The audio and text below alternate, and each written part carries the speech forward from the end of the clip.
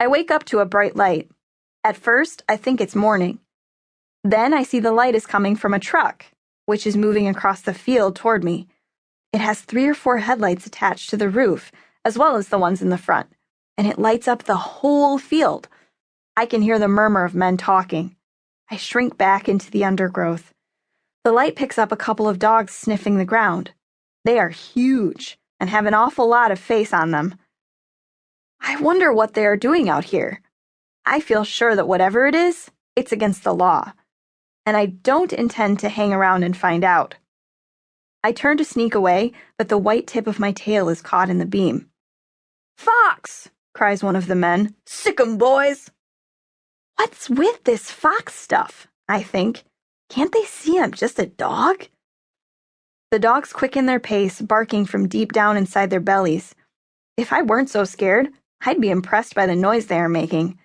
I think my own bark hasn't really broken yet. It sounds a bit small and high-pitched. But I am terrified. Imagine being set upon by my own kind. Shouldn't us dogs stick together?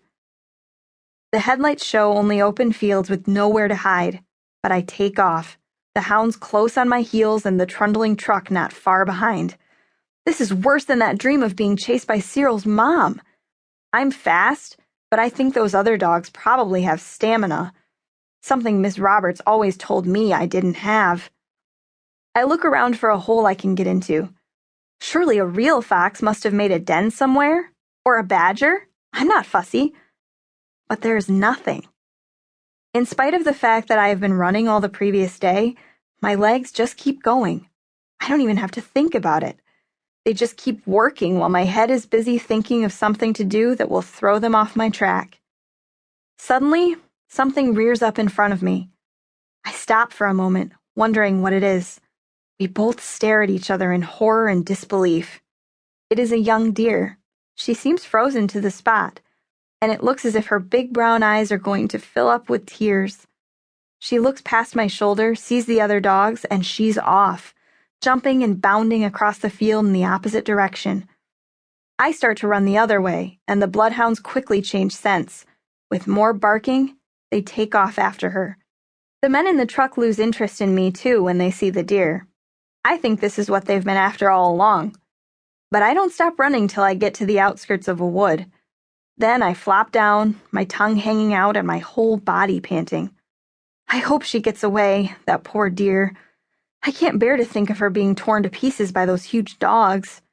I don't think she was expecting death when she lay down to sleep in that patch of field. I know, because I wasn't either, and if that deer hadn't been there, it would have been me. It is late afternoon, and I turn the corner onto Alexander Avenue. How many times have I come around that corner, swinging my bag after school or pedaling my bike or running breathless because I'm late for dinner? I can't see our house because there is a huge truck parked out front. I stop to get my breath and lick my paw.